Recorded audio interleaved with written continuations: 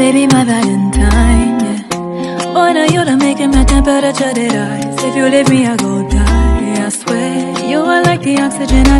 Hi guys, my name is Nonema Dikela. Welcome to the Noni M podcast. Happy Sunday, everybody. Today I just want us to go through to the Senzo Meyiwa evidence and stuff. But before we get into doing that, guys, please make sure you don't forget to like, to share, to comment. Most importantly, please make sure you are subscribed on the channel. When you are doing that, you are helping the channel to grow financially and in numbers. So thank you so much to everyone who has been doing that. Keep doing it. Please make sure you do not skip the ads that are coming through. Please watch them. Don't skip them. I really appreciate you guys. Thank you so much. Now, let's get through to the evidence that we have in front of the court, since we are dealing with the cell phone analyst and everything right now, because we need to get to a point whereby everything links, which is not happening.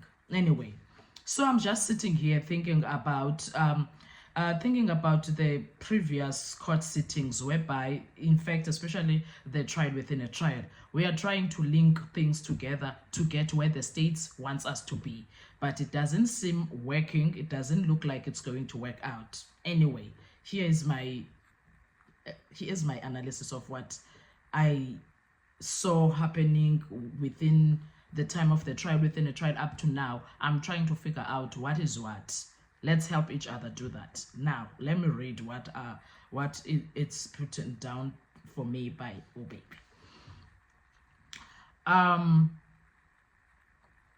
If Constable Zungu, right, places the 5 IQs in one place prior and after the commission of the offense, why does Ntanzi's confession states that he went and slept elsewhere, got his money and left in the morning after being escorted by one of the accused, since he wasn't well acquainted with Josie?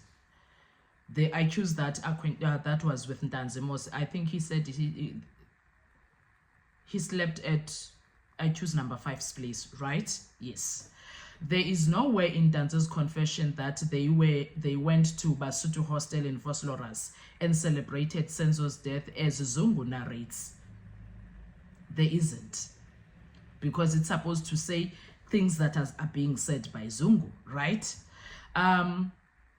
If Rata accepts the evidence of Zungu, how is he going to synchronize that of Ntanzi's confession, because they contradict each other to a larger extent? For instance, Zungu sees the 5 IQs leaving the hostel premises one after the other, but Ntanzi's confession narrates that they came from different points and converge at a central or agreed location through phone calls, which phone calls the state can't prove that they took place.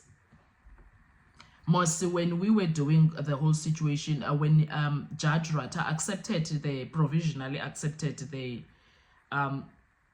confessions, he said they need to corroborate with the evidence that is going to come through in the main trial, which is not happening currently. Do you get that? Yes. The conundrum that Rata finds himself in is that if he accepts Ntanzi's confession to be true, then he must disregard Zungu's evidence, and it implies that Zungu lied before court. By the way, just because the court accepted the confessions doesn't mean it's a yes and amen. The state will still need to prove beyond reasonable doubt that the confessions are true and far-fetched from the facts. On the other hand, should Rata accept Zungu's evidence, it means that Ntanzi lied and the state can no longer rely on the confession as a pillar of their case, which is what they want to do. They want to put that Ntanzi confession, especially Ntanzi's confession, it is the center of their watertight case. Ntanzi's confession is the center of their watertight case, but it's not going along with what Zungu said, because Zungu is their main person that made it possible to have this case to begin with, if you are listening to the evidence. And here is the reason I believe why Rata might have admitted the confessions. Both accused number 1 and 2 allege that they have been assaulted, killed, tortured, and coerced, which I don't doubt that it happened.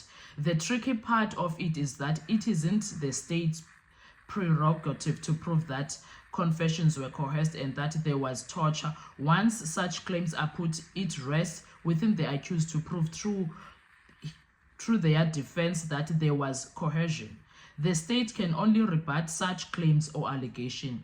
The difficult part of it is how do you provide a proof to the court as an accused person that you were tortured, whereas there's no medical report to support your case.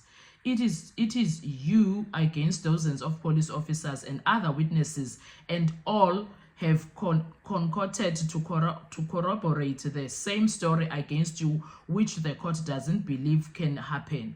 The AVL tried to corroborate Ntanzi's story. I think Mr. Mngomezulu put out a very intact and strong argument, but the court had already made up its mind.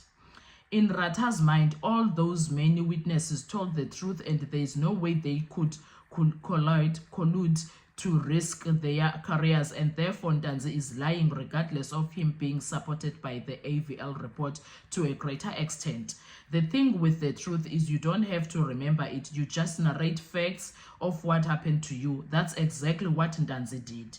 When I heard Ratha asking witnesses during a trial within a trial that did you have the accused ID, or did you have his address, or are you capable of being corrupt, such questions throw me off, and you can tell where the verdict is headed.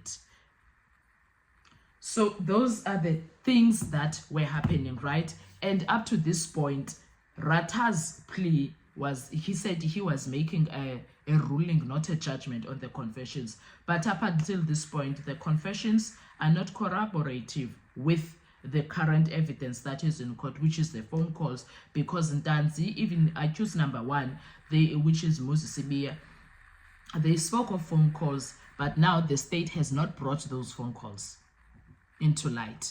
So it's not helping the state's case in any way. Even the confessions are not making it easier, because now they are not linked with anything that happened previously or anything that Zungu said. So I'm sitting here thinking, if ever Ratha comes to a decision whereby he thinks I'm gonna take the confessions into consideration, whereas there is nothing that is linking them with anything that he has heard so far, I'm trying to figure out how is he going to do that. Then again, we're dealing with Ratha, who obviously thinks that the guys are guilty by his behavior, demeanor, and the things that he always say in that courtroom. He always say, if this case goes to another court, please put this on record. If this case, blah, blah, blah, if this case, but that one thing, I don't think there is 1 week that passes by without him saying, if this case goes to another courtroom. So because of those things, we can't trust that he's going to do, or he's going to give a judgment that is favorable to the accused. I doubt that. In my view, this judge has already decided these guys are guilty.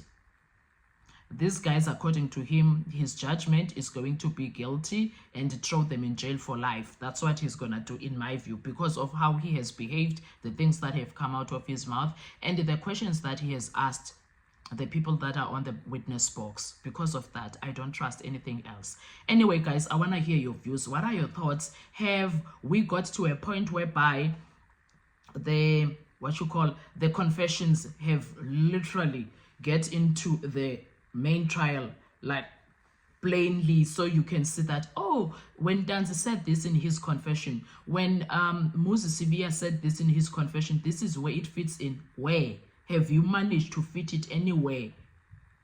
I want to hear your views. Thank you so much, guys. Enjoy your Sunday. Bye-bye. To survive, I'll be on.